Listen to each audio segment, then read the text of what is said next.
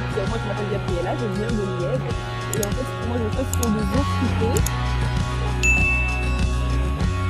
Tu connais aussi la mentalité de nos frères qui veulent toujours tenter de négocier. Alors bonjour. En fait, ce sont des entrepreneurs africains qui... Ici, je suis au stand de Mayagou qui fait des jus de fruits à de plusieurs fruits évidemment. Et elle est entrepreneur ici à Bruxelles, à Liège, pardon, Ouais, à Liège, voilà. Elle est de la diaspora, donc elle va nous donner un peu ses secrets. Qu'est-ce qu'elle fait, comment elle se retrouve ici à la foire de la diaspora. Et voilà, elle va pas hésiter de se présenter. Ok, donc bonjour à tous et merci de m'interviewer. En fait, moi je m'appelle Gabriella, je viens de Liège. Et en fait, ce que moi je fais, ce sont des eaux fruitées ou plutôt des jus légers. La particularité de mes produits, c'est qu'ils sont faits à base de super aliments. Je ne sais pas si tu sais c'est quoi les super aliments. Non, je ne sais pas, tu pourras éduquer la communauté. Qu'est-ce que c'est les super aliments? Ben voilà, en fait, les super aliments, ce sont des aliments qui vont avoir des effets bénéfiques sur la santé. Par exemple, un effet contre l'anti-vieillissement, le vieillissement cutané, le vieillissement cellulaire. C'est bourré d'antioxydants, c'est bon pour les yeux, c'est bon pour le cœur. En fait, ce sont que des bons aliments. Et en fait, ici, moi, je travaille avec plusieurs aliments parce que l'Afrique en est riche.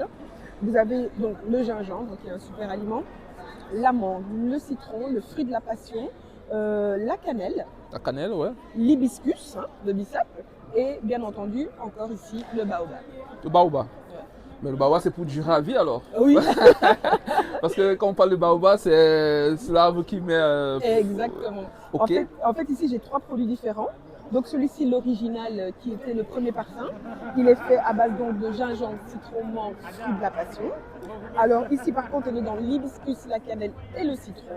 Et ici, alors, on est vraiment dans le ginger kick. Celui-là, c'est vraiment le booster naturel, le café du matin, le boost après le sport ou avant le sport. Mais je tiens aussi à dire que voilà, mes boissons sont bien à boire comme ça, mais elles sont aussi... celle-ci est diluable avec celle-ci parce qu'elle est très corsée. Mais si vous voulez vous faire plaisir aussi, vous pouvez les boire avec de l'alcool. Avec de l'alcool, ok. Notamment, je vois pour ça que j'ai vu des rhums, des vodkas et autres qui peuvent être addictifs pour pouvoir, pour ceux qui veulent avoir un peu un goût alcoolisé. Exactement. Et comment t'es venue l'idée de faire ces trucs en Europe? Est-ce que tu as 1 heure? Bien sûr. En fait, l'idée ici, c'était qu'en 2008, moi j'ai fait mon premier voyage au Congo. Ok. Et je vais vraiment faire très court. Et j'étais assez déçue de ne pas retrouver des jus naturels. Okay. Malheureusement, on me proposait vraiment des alternatives chimiques et très sucrées, donc vraiment pas bon. Et pourtant, j'ai vu plein de fruits par terre. Donc, quand je suis revenue de ce voyage, je me suis dit, non, il faut faire quelque chose. Et j'ai commencé en autodidacte à regarder comment faire des jus et des jus sains, parce que c'était vraiment la question. Okay. Mais forcément, comme je travaillais entre-temps, je faisais goûter mon produit à mes collègues, à mes amis, à ma famille. Okay. Et au fur et à mesure, en développant la recette, en développant les goûts, il me disait, en fait, c'est quand tu te lances au pays. Je dis, bah écoute, j'attends un petit peu, mais je me lancerai bientôt. Ouais. Et ils étaient très déçus, très tristes quand je disais ça, et je ne comprenais pas pourquoi. Et quand je leur demandais, ils me disaient, mais non, nous on veut que tu te lances ici. Parce que nous on veut ce produit, on veut ce soleil, comme ils disent ici, on veut ces fruits exotiques, quoi. Voilà, cet exotisme, ce goût un peu différent. Et donc je me suis dit, bah pourquoi pas. Et donc ici, en 2023, j'ai un petit peu lancé la marque et finalement j'ai eu que des bons retours et donc voilà comment je me suis retrouvée ici à lancer mon produit en Belgique pour l'instant. En Belgique pour l'instant. Ouais. On est bien d'accord que l'entrepreneuriat c'est quand même quelque chose qui prend du temps, oui. Qui demande beaucoup de sacrifices, d'investissement. Comment fais-tu, étant en Europe, on dit en Europe c'est boulot, métro, dodo. Comment tu fais pour entreprendre et travailler? Et peut-être gérer une famille aussi. Exactement, mais pour l'instant, en fait, maintenant je me suis lancée à 100% dans l'entreprise. Donc avant, c'était avec le travail, mais maintenant donc, je suis à 100% dedans. Alors c'est du boulot, on fait chaque chose petit à petit, à sa mesure. C'est vrai que les clients commencent aussi à venir de plus en plus. Donc on essaye de gérer ça et de mixer ça avec la vie de famille. Mais voilà, je suis soutenue par mon partenaire, je suis soutenue aussi par ma famille. Et donc on fait en sorte que ça aille. Mais c'est vrai que c'est du boulot, donc n'hésitez pas quand vous nous voyez sur les réseaux sociaux, n'hésitez pas à nous suivre, n'hésitez pas à acheter nos produits. Bientôt on sera aussi en magasin et avec tous les restaurants, les magasins avec qui je travaille, vraiment n'hésitez pas à goûter le produit, vous ne serez pas déçus. Effectivement, comme on dit, pour soutenir un entrepreneur, c'est pas en disant c'est bien, quelle idée géniale, il faut passer à la caisse. D'ailleurs, j'ai déjà mon booster de la journée, hein, de demain matin, on va dire, au gingembre, le kit gingembre, c'est ça? Celui-ci, c'est Ah, c'est ça, ah, plutôt celui-ci. Ah, oui, ok. c'est celui-ci. Donc c'est Après, celui-là, les autres kit aussi sont des gingembre. petits boosters, mais ils sont plus légers. Ils sont plus légers parce Lui, qu'ici le c'est gingembre, je l'ai vraiment goûté, il est très bon, c'est naturel. Très corsé. Pas de sucre naturel, pas de sucre additif? Non, il n'y a pas vraiment de sucre ajouté dedans, dans le sens ici où je travaille avec ces fruits-là. Mais on rajoute quand même un tout petit peu de sucre parce qu'il est très fort et que quand même le gingembre doit rester agréable. Ah oui, oui. Après, c'est ça aussi, quand on Mais boit c'est le palais. Oui, c'est largement léger, vous allez voir. Tu l'as goûté, Oui, il n'est pas vraiment sucré. effectivement. Parce qu'effectivement, l'idée aussi, c'est pas de détruire le palais. Quand on va prendre quelque chose de naturel, il faut aussi que ça reste aussi une expérience agréable. Un plaisir. Ça reste un plaisir, effectivement. Je voulais demander, tu viens de dire en fait, en peu de paroles, que tu as laissé certainement un CDI en Europe Oui, pour t'investir dans ton entreprise en Europe. oui. Mais est-ce que le climat des affaires en Europe est encore propice? Parce qu'on dit ici en Europe, on ne peut plus trop grandir avec une entreprise parce que presque tout est déjà fait. Quel est le challenge? Comment tu te sens dans cette atmosphère-là? En fait, c'est vrai qu'au début, c'est pour ça aussi que je ne voulais pas me lancer. Parce que je me disais, j'ai tellement de concurrents, il y a tellement de grosses entreprises déjà établies en dehors de moi, qu'est-ce que moi je vais apporter comme plus? Et en fait, c'est une fausse réalité de croire ça, parce qu'il y a une récurrence de produits ici en Europe. Et les gens ont envie d'autre chose. Il y a le moyen qu'on apporte quelque chose d'un peu différent, mais il faut qu'on y mette les standards, il faut qu'on y mette le travail, il faut qu'on y mette le goût. Il faut qu'on y mette la qualité. Et donc, si tu apportes un produit différent mais qui est bon, les gens seront là. Parce que certes, il y a une proposition grande, mais tout n'est pas forcément au goût, ni aussi qualitatif qu'on peut le croire. Donc, je pense qu'il faut se dire que le marché est grand, il y a de la place pour tout le monde. Moi, je ne suis pas fan de tous les produits qu'il y a dans le commerce, mais ils ne font pas faillite à cause de moi. Donc, ça veut dire qu'ils ont leurs clients. Et quand tu fais un produit, tu as aussi tes clients. Moi, j'arrive avec un nouveau produit et les gens l'adorent. Pourtant, ils connaissent plein d'autres produits, donc ça veut dire qu'il y a de la place pour tout le monde en fait. Et je tiens aussi à préciser qu'elle n'est pas une détaillante. Hein. Elle produit, c'est ça, hein. Oui. C'est pas une détaillante, elle produit pour des professionnels dans les restaurants.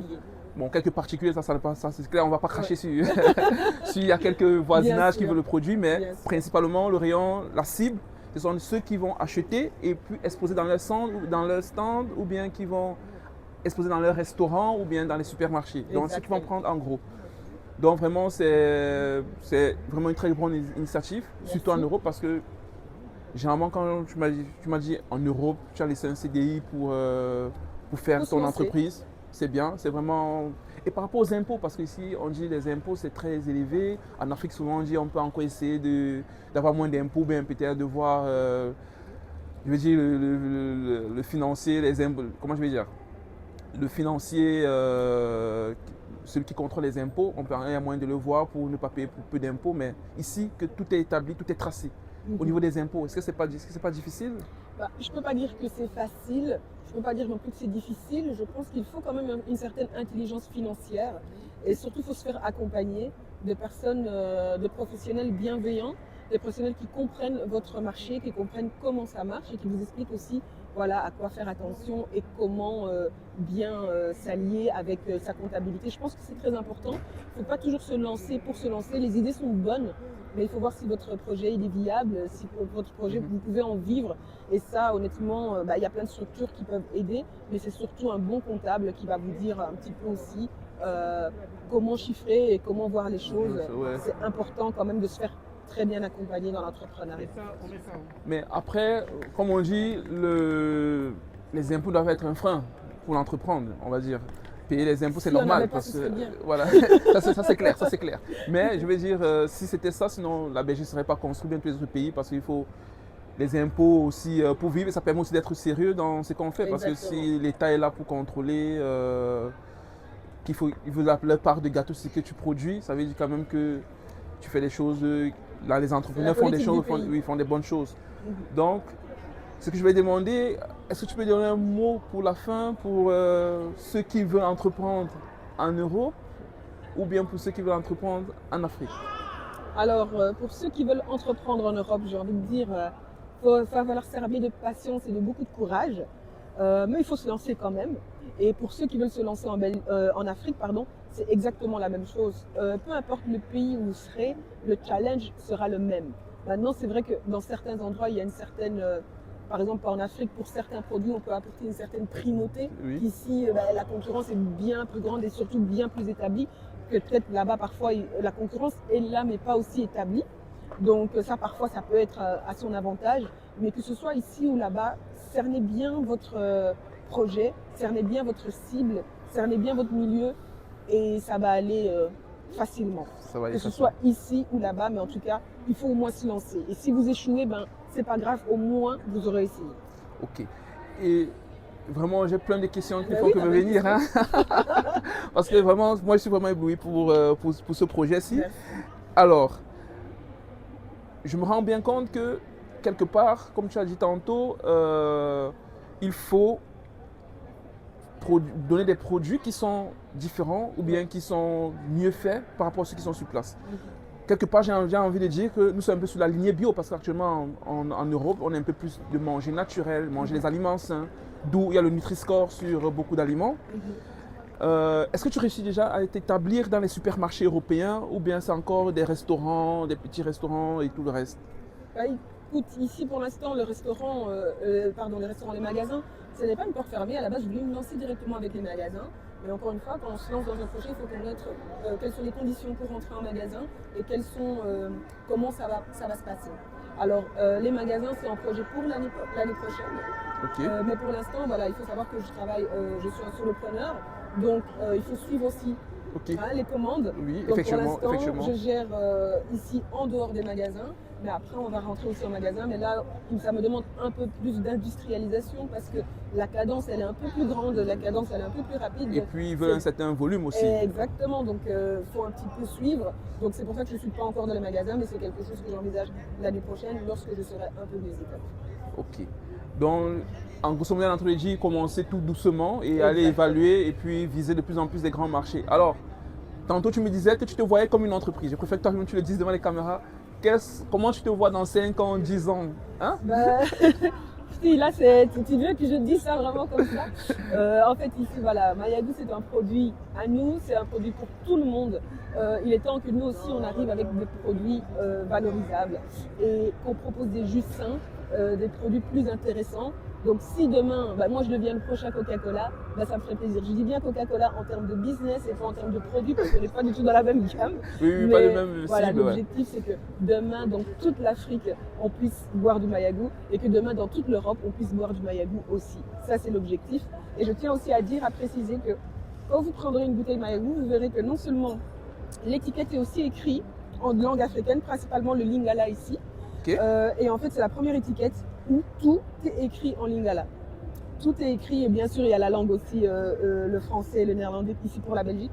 Mais c'est la première étiquette que vous allez trouver 100% En langue africaine, en quoi. langue africaine. Et notamment Donc, le lingala. Et précisément le lingala ici. Ah.